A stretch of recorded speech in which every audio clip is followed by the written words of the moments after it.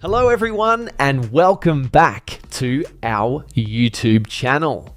In this video, I'm going to show you how to fix Google Drive mobile app not working. First, we'll start with something very simple, yet powerful.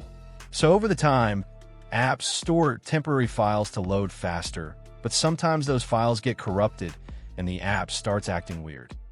To resolve this issue, we will first head over to our device settings.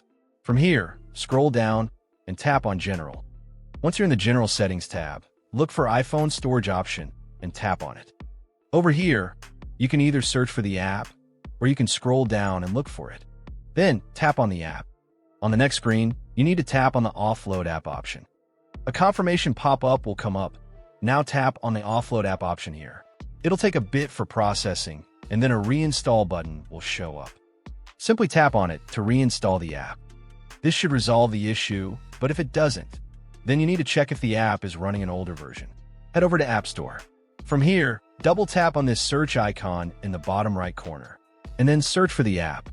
Once the app comes up in the search result, and if you see this update button right next to the app, simply tap on it to make sure you're running the latest version of the app.